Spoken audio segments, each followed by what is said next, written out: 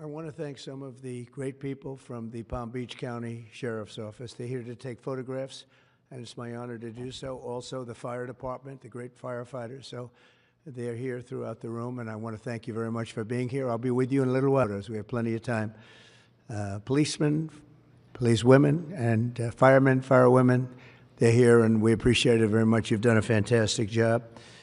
I think it's very important to state that incredible things are happening in our country. I think we've made more progress in 3 weeks than they've made in 4 years, especially with respect to the reputation of our country.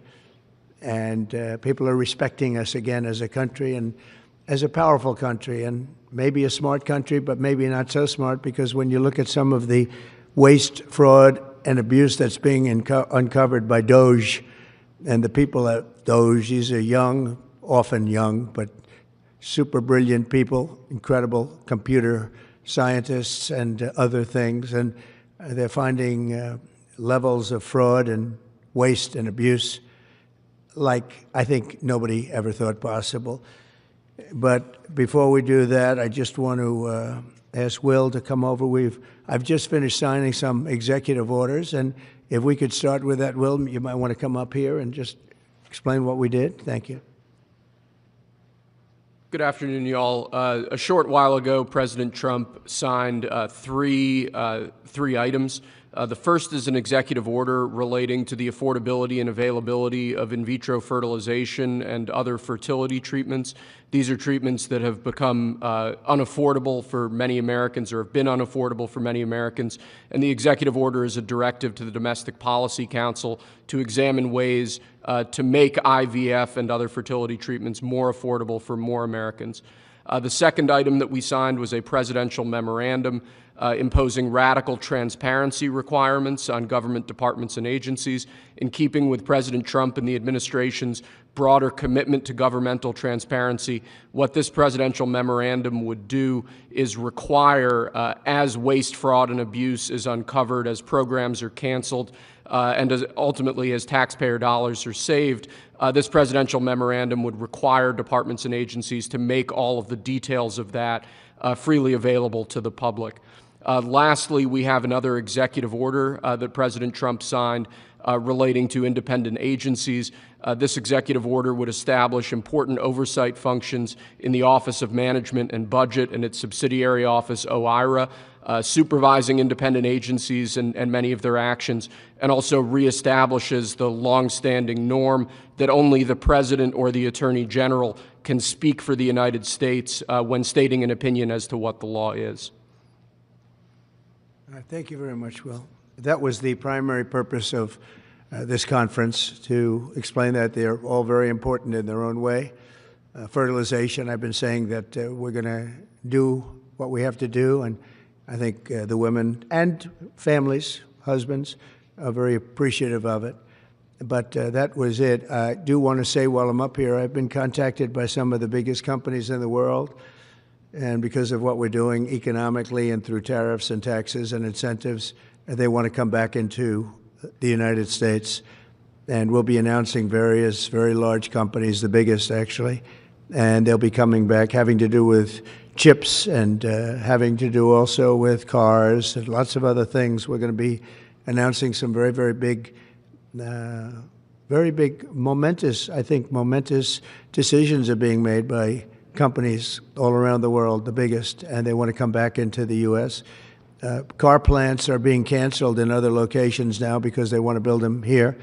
And you read about a couple, not that I want to mention names or anything, but you read about a couple of big ones in Mexico just got canceled because they're going to be building them in the United States. And that's very simply because of what we're doing with respect to taxes, tariffs, and incentives. And I think it's a very important thing. And you'll be seeing this over the next probably over the next 2 years, to be honest, but you're going to see a lot of it over the next couple of weeks. A lot of big ones are going to be announcing. And so while we're here, I guess we can take a couple of quick questions. Go ahead, please. Please. Mr. President, have you decided specifically what the auto tariff rate should be? Yeah, I probably will tell you that on April 2nd, but it'll be in the neighborhood of 25%. What about semiconductor semiconductors and pharmaceuticals? It'll be 25% and higher, and it'll go very substantially higher over a course of a year. But we want to give them time to come in because, as you know, when they come into the United States and they have their plant or factory here, there is no tariff. So we want to give them a little bit of a chance. Yes, thank you. The EU, Andrea Shalal, the EU representative is going to be here in Washington next week. Tomorrow. He's going to be meeting with Hassett and Greer and Letnick. What can the EU do to sort of avoid the reciprocal tariffs that you've talked about? And, you know, you've talked a lot about the VAT. Do you expect them to reduce that? Well, they did already, as I understand it, reduce their car tariff all the way down to what we have. And a lot of that will take place, and I think some won't do it and some will do it. But the EU had a 10% tax on cars, and now they have a 2.5% tax, which is the exact same as us. So already we've saved a tremendous amount. That would be great. If everybody would do that, then we'd all be on the same playing field. Because essentially what we're doing with the tariffs is, you know, they charge us, we charge them, same amount. And it's called reciprocal, actually. And whatever they charge us, we're charging them. And so the EU is, you know, I appreciate that they did this, but, you know, the EU has been very unfair to us. We have a deficit of $350 billion. They don't take our cars. They don't take our farm products. They don't take almost anything. They take very little. And we're going to have to straighten that out. And we will. I have no doubt about it. Yeah, go ahead, please. Thank you, Mr. President. Could you tell us a little bit more about the Russia talks, your impression of how they went today, and if you're perhaps more confident or less confident of a deal after what happened today? Well, much more confident. They were very good. Russia wants to do something. They want to stop the savage barbarianism. I mean, what's going on over there? It's soldiers are being killed by the thousands on a weekly basis. It's ridiculous. And they're not American soldiers. They're Russian soldiers, and they're Ukrainian soldiers largely, although a lot of Koreans have been killed, as you know. Quite a bit of them have been killed. They came over to fight, and a large portion have been wiped out. But we want to end it. It's a senseless war. It should have never happened, would have never happened if I was president, and it's a shame to see it. And I see pictures that you don't see, but I see pictures of fields that look just horrible. It looks like Gettysburg. If you see the old pictures of Gettysburg, it's soldiers lying all over the field, body parts all over the field. They're all dead. And this is going on a daily basis. It's a horrible thing. Both Russia and Ukraine, they're losing thousands and thousands of soldiers. And a lot of people have been killed, too. I think that's one of the things that you'll see historically and you'll see later on as it goes along. I think people are going to be surprised at how many people, not only soldiers, have been killed in Ukraine. A lot more people than you think. Yeah, please. President Trump, as part of a peace deal with Putin, would you be willing to consider removing all American troops from Europe? Well, nobody's asked me to do that, so I don't think we'd have to do that. I wouldn't want to do that. But that question's never really come up. Yeah. Please. Sir, do you support stationing European peacekeeping troops in Ukraine as part of this peace deal? If they want to do that, that's great. I'm all for it. If they want to do that, I think that'd be fine. Even if the Russians are I mean, I know France has mentioned it. Others have mentioned it. UK has mentioned it. But, yeah, if we have a peace deal, I think having troops over there from the standpoint of Europe, we won't have to put any over there because, you know, we're very far away.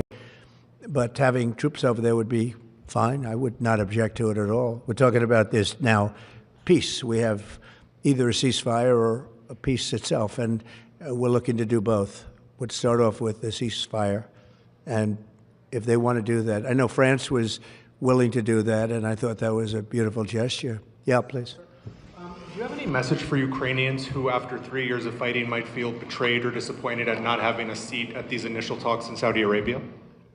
Well, I think I'm really disappointed in what's happened. I've been watching this for 3 years. It's a war that would have never happened if I was president, and I've been watching these people being killed at levels that you've rarely seen, not even close, since the Second World War.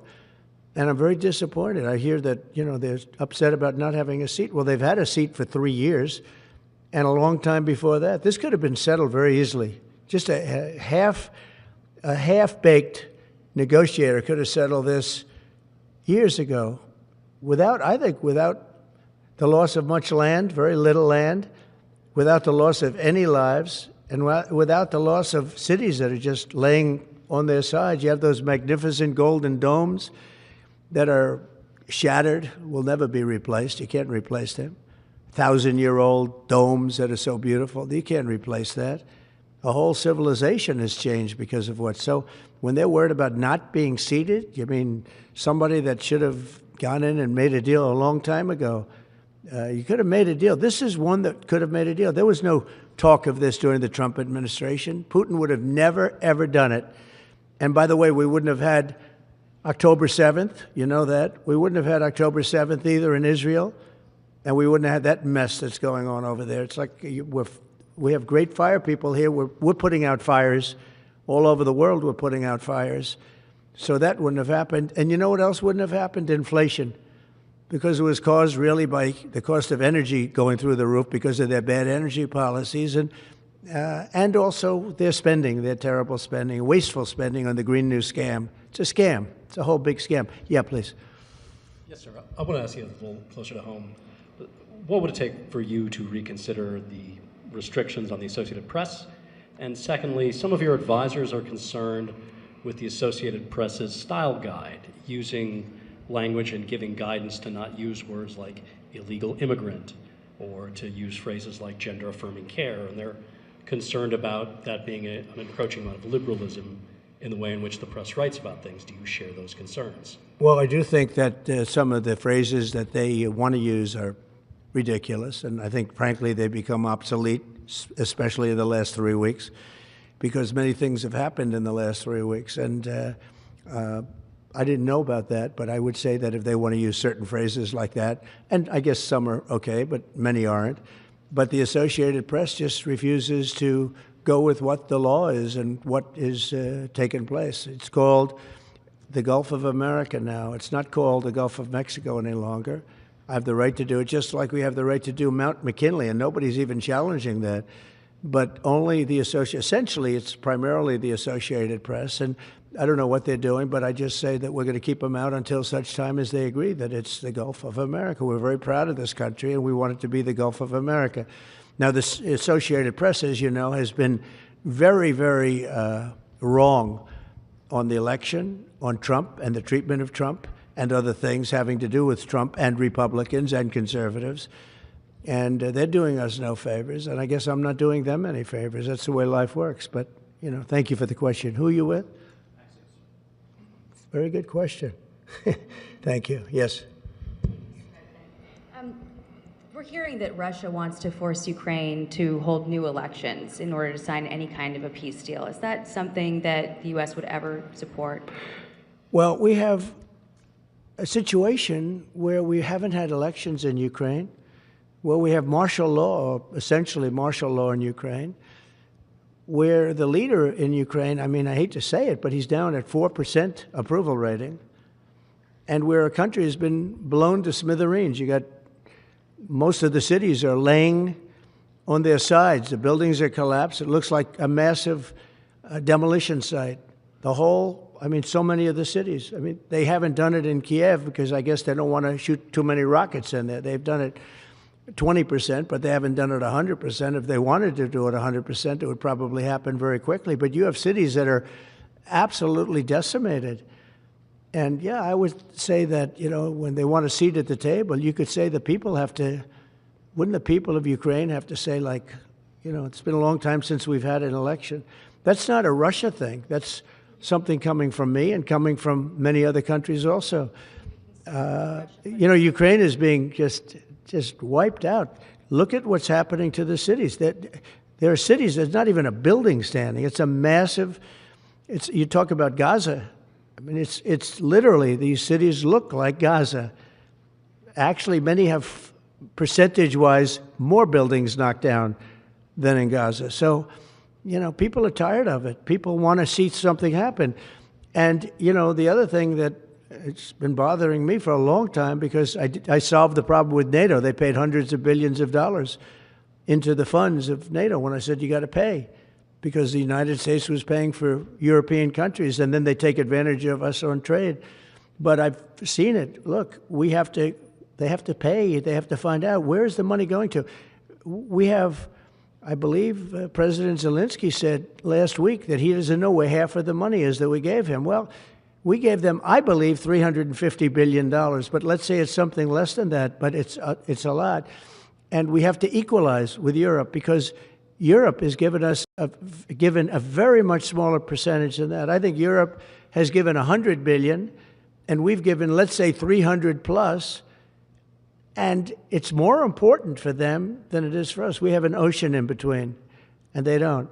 But where is all the money that's been given? Where is it going? And nobody, I've never seen an accounting of it. We give hundreds of billions of dollars. I don't see any accounting. So I want to see peace. Look, you know why I want? Because I don't want all these people killed anymore.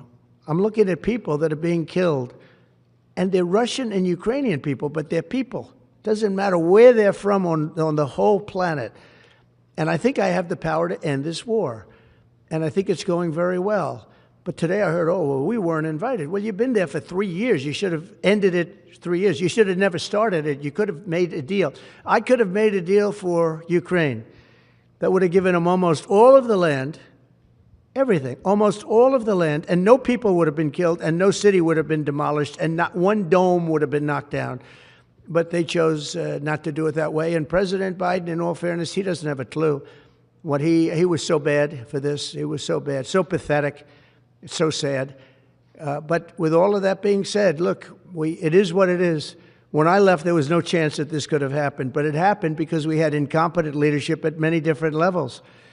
But when you see what's taken place in Ukraine with millions of people killed, including the soldiers, millions of people killed, a big percentage of their cities knocked down to the ground. I don't know how anybody even lives there. You know, when they say they took a poll and Zelensky's at 4%, who's living there? You know, I mean, it's hard to believe that people live there.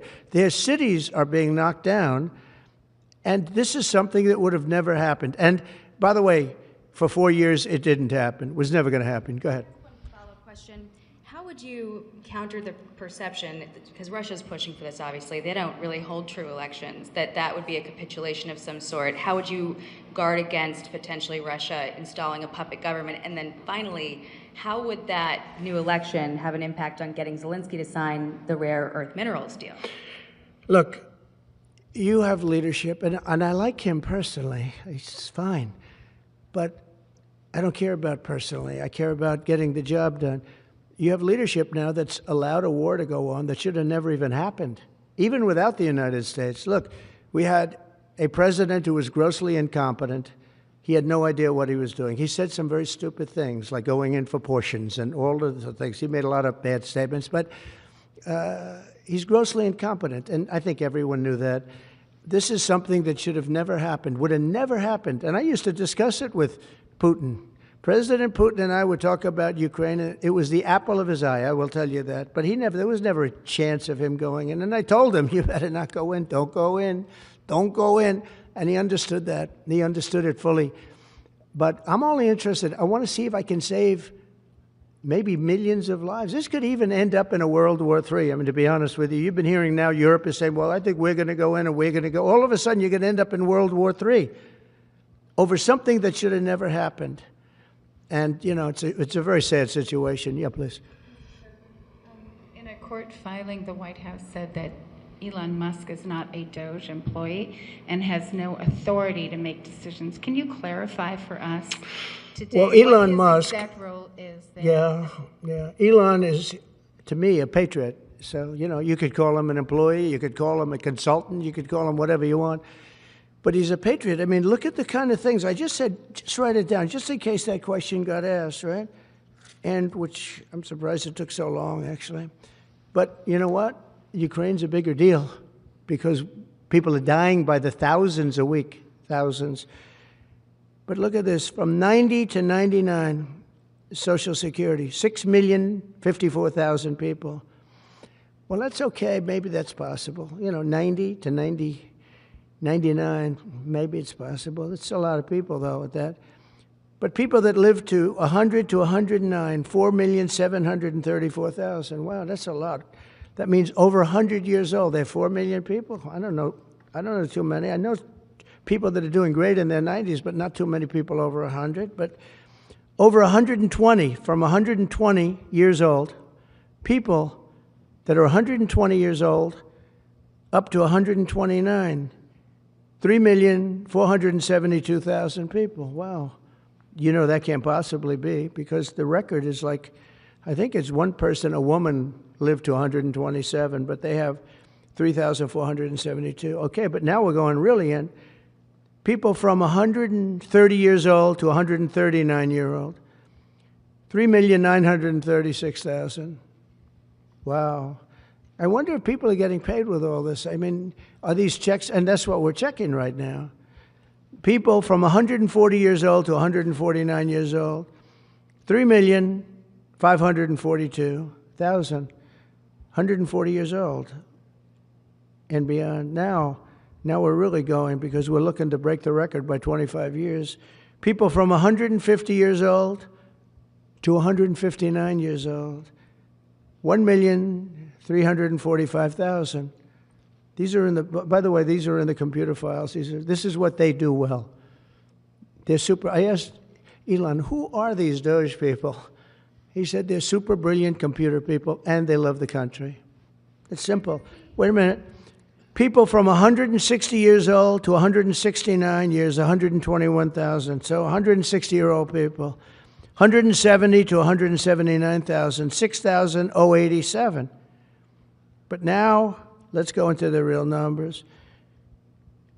From 200 to 209 years old, 879 people. From 210 years old, I haven't met any of them. And if I did, I would bless them. I would worship the ground they walk on. 210 to 219 years, 866.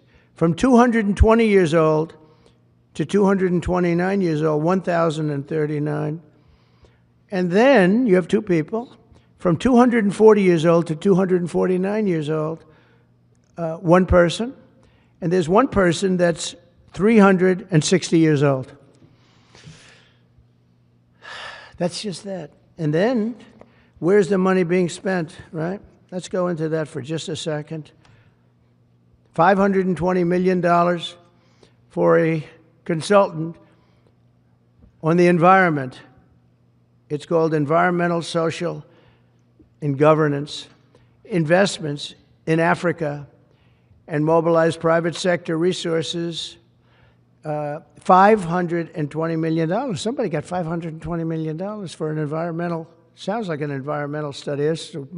I've always been one that paid a lot of money for my environmental studies, but I paid like $50,000, not $520 million. $520 million for ESG.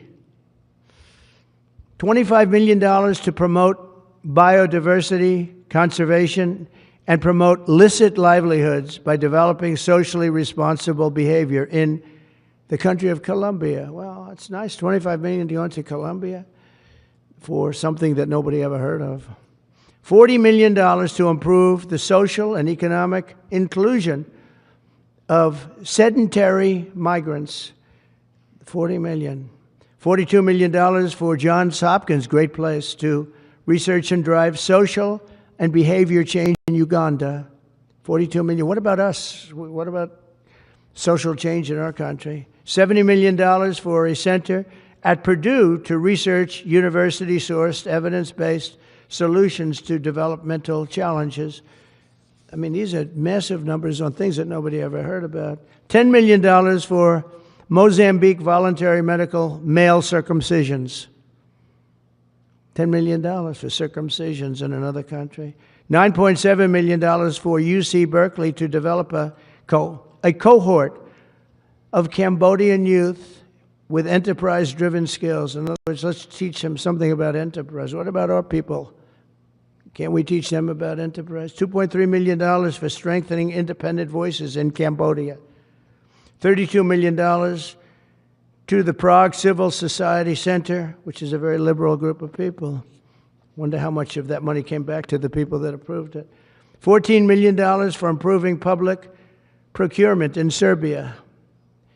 $486 million to the Consortium for Elections and Political Process Strengthening, including $22 million for inclusive and participatory political process in Moldova, and $21 million for voter turnout in India. Well, why are we giving $21 million to India? They got a lot of money. They're one of the highest taxing countries in the world in terms of us. We can hardly get in there because their tariffs are so high. I have a lot of respect for India. I have a lot of respect for the Prime Minister. He just left, as you know, 2 days ago. But we're giving $21 million for voter turnout. It's voter turnout in India. What about, like, voter turnout here? Oh, we've done that, I guess. We did $500 million, didn't we? It's called the lockboxes. $20 million for fiscal federalism in Nepal. Listen to these numbers. This is all fraud. $19 million for biodiversity conservation in Nepal. $1.5 million for voter confidence. We want to give them confidence in Liberia. $14 million for social cohesion in Mali. $2.5 million for inclusive democracies in South Africa. $47 million for improving learning outcomes in Asia. Asia's doing very well. They're doing a lot better than we do in the schools, aren't they? $2 million to develop sustainable recycling models to increase socioeconomic cohesion among marginalized communities in Kosovo and Eskali and in Egypt.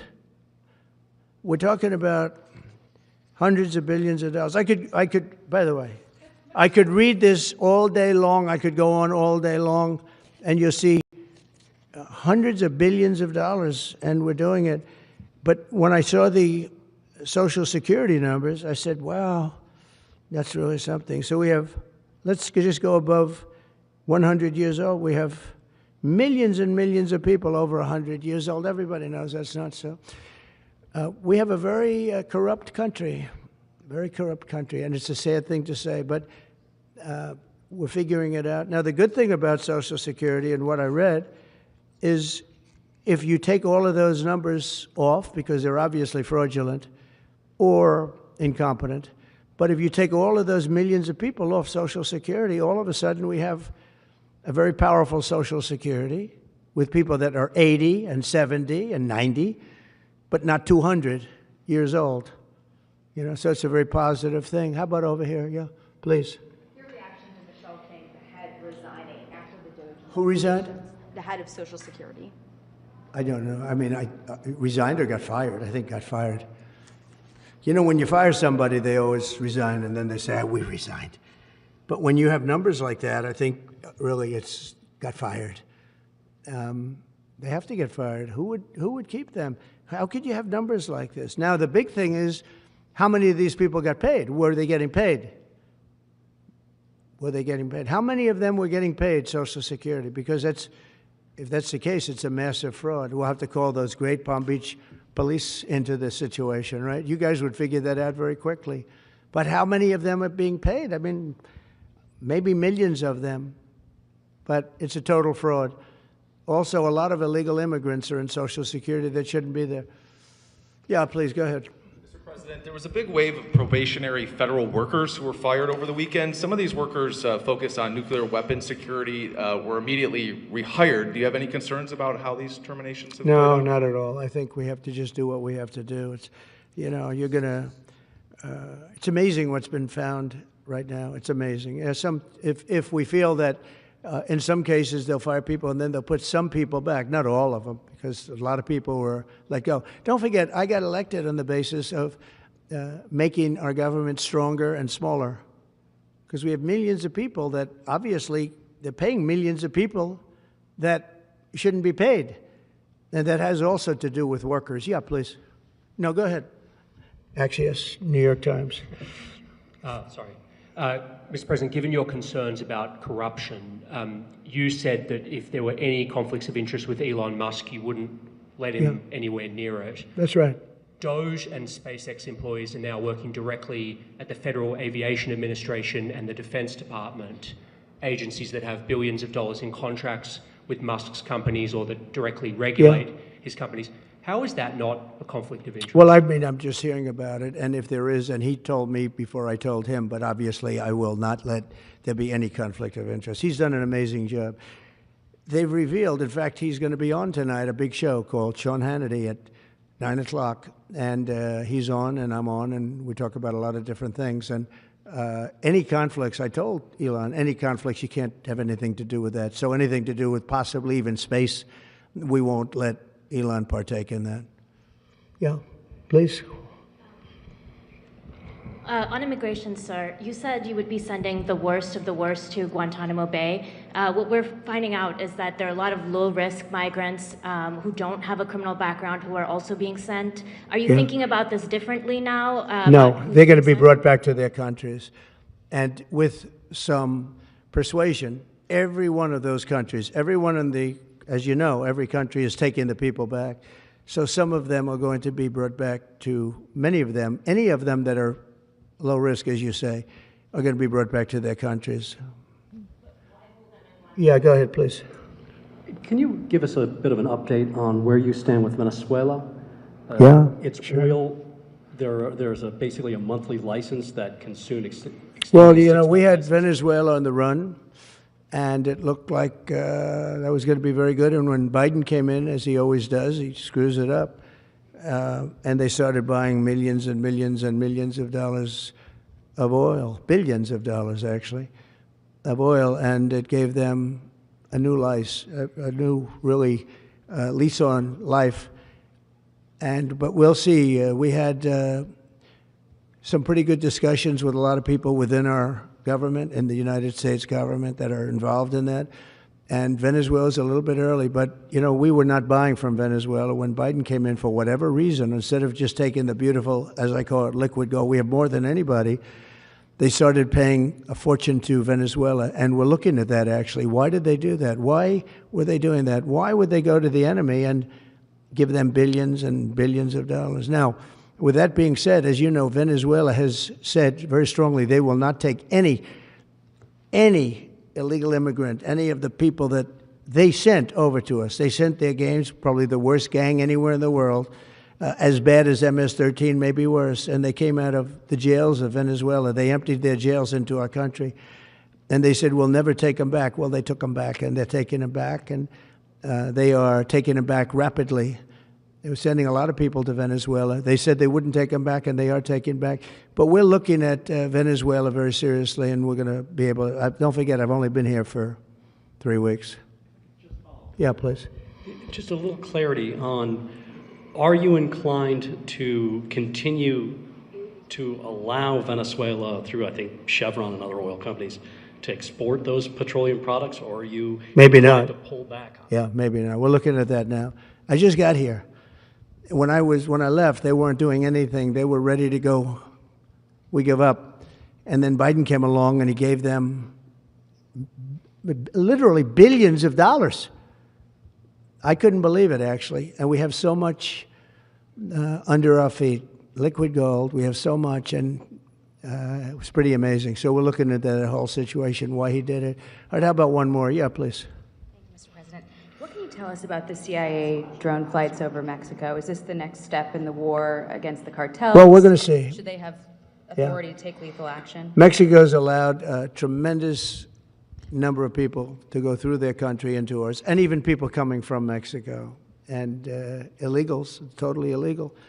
They've allowed people to empty jails into Mexico and then let them come through with this totally ridiculous open border policy of the Biden administration. So millions of people have come in, and hundreds of thousands, and actually millions, are criminals. They came in from jails all over the world that release them into Mexico, and they come into our country. And they also came in from Canada, by the way, large numbers through Canada. In fact, when we closed up the one border, they came in through the other border. So Canada is not an uninterested party. But I will say this. We're dealing with Mexico. I have a very good relationship with Mexico, but I think Mexico is largely run by the cartels, and that's a sad thing to say. And if they wanted help with that, we'd give them help. But Mexico, if you look at what's gone on with Mexico for years now, but now especially, it's run by the cartels.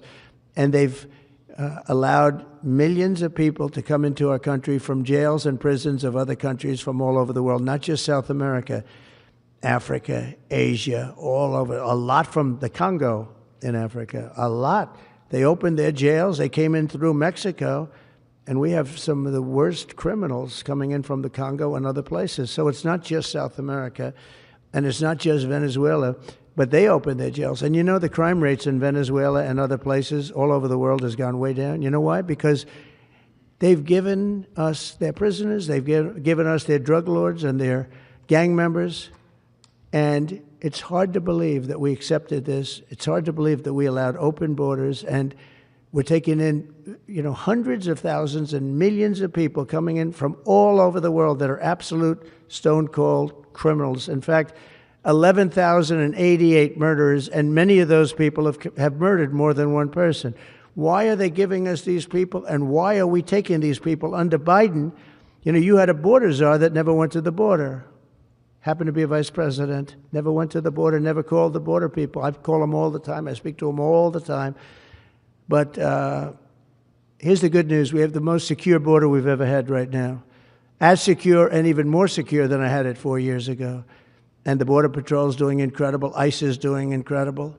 Tom Homan's unbelievable, and Kristi Noem has been just working very, very hard, very, very hard. And we have the best numbers we've ever had, and we're going to keep it that way. And we're going to find out how a thing like this could have happened to our country, because who would allow this to happen? What they've done to our country is so sad. Thank you very much. Thank you. Thank you, Press. President, before the end of the month. Do you have a date in mind? Thank you, Press.